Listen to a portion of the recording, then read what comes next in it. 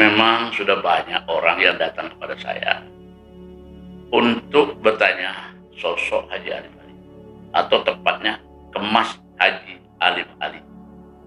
Tapi saya belum dan berat untuk membuka informasi ini. Tetapi untuk kepentingan publik, hari ini saya akan ceritakan yang saya tahu. Bahwa kemas Haji Alim Ali ini adalah orang biasa saja. Dia bukan orang yang berpendidikan tinggi, tetapi oleh Allah Subhanahu wa Ta'ala dia diberikan banyak kelebihan. Kelebihannya melebihi seorang profesor, dan dia sangat disayang oleh Allah Subhanahu wa Ta'ala. Nyata di hadapan kita, Pak Haji ini umurnya sudah 84-85 tahun. Di usia yang 84-85 tahun ini, beliau masih sangat fit. Keadaan kondisi badannya relatif sehat. Kemudian pikiran, daya pikirnya masih betul-betul energi. Beliau tidak pernah istirahat, bekerja dan bekerja. Kadang-kadang saya sebagai orang bekerja selalu mengatakan, Pak Haji, aturlah beristirahat. Tapi beliau terus bekerja dan bekerja, tidak ada kenal waktu. Lalu saya tanyakan, untuk apa Pak Haji bekerja? Toh anak-anak Pak Haji pun sudah milik usaha-usaha sendiri. Beliau mengatakan, saya bekerja untuk Tuhan. Saya bekerja untuk masyarakat. Alim ulama, fakir miskin, dan orang-orang yang susah, serta fasilitas-fasilitas tempat ibadah. Saya sangat sedih apabila saya tidak bisa atau kurang menyantuni para fakir miskin dan anak yatim. Jadi memang beliau orangnya begitu. Dia tidak mau terbuka menyiarkan apa-apa yang diberikan dengan orang lain. Beliau sangat memperhatikan. Beliau tidak senang melihat orang susah. Apabila orang susah memang harus dibantu.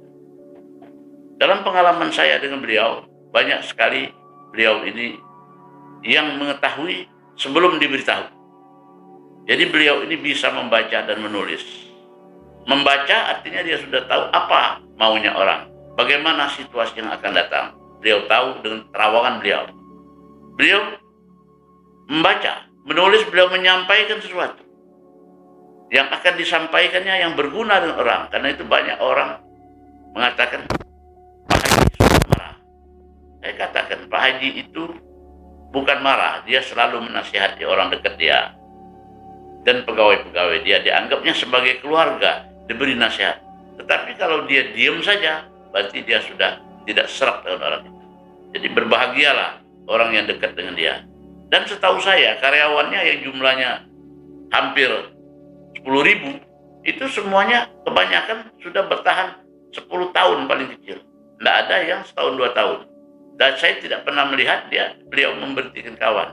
Di dalam suasana pandemi Covid, di mana perusahaan-perusahaan mengalami kesulitan, beliau tetap memelihara karyawannya dengan upaya-upayanya. Dan yang nyata juga yang saya ketahui, Tuhan sayang dengan beliau. Beliau ini kebunnya besar. Di atas tanah itu ada HTI, hutan tanam industri, ada sawit, ada karet. Di bawahnya ada minyak dan ada batu bara. Itu tanda juga Tuhan kasih dengan beliau. Saya kagum dengan beliau ini. Banyak sekali falsafah-falsafah yang sering disampaikan kepada saya. Yang bagi saya ini adalah merupakan ajaran-ajaran penting dalam menempuh hidup bagi generasi muda yang akan datang.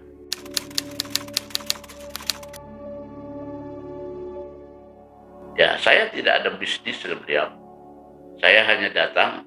Pertama saya berdatang, saya ingin menyerap pengetahuan dan ilmu-ilmu pengalaman beliau yang puluhan tahun bisnis dan bergaul dengan masyarakat.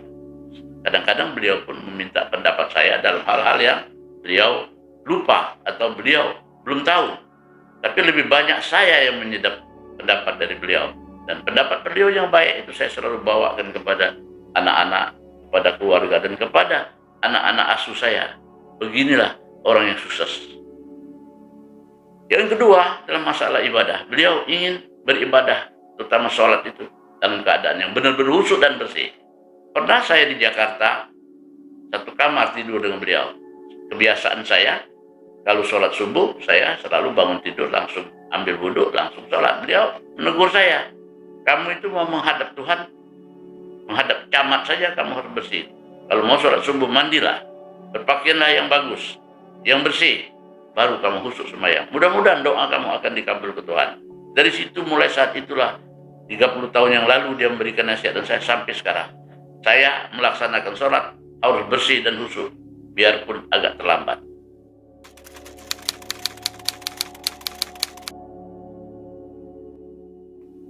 Yang saya tahu jumlahnya banyak, beliau ini membangun masjid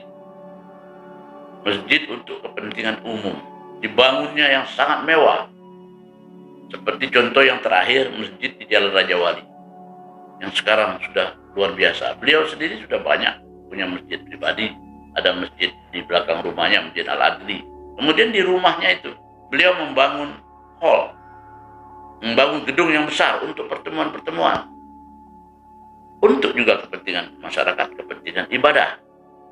Nah, kemudian lagi satu hal yang agak luar biasa perilaku beliau ini adalah bahwa beliau ini disegani bukan saja di Palembang, di Sumatera Selatan.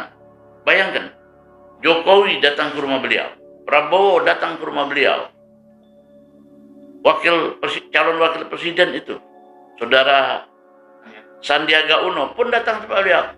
Belum tokoh-tokoh penting semuanya datang ke beliau. Para penjabat juga yang mau masuk ke Sumatera Selatan selalu datang ke tempat beliau. Artinya beliau sangat disegani. Karena itu kita selalu mendoakan agar supaya beliau ini diberi umur yang panjang, diberi kesehatan yang prima, supaya hidupnya tetap bisa dimanfaatkan oleh masyarakat.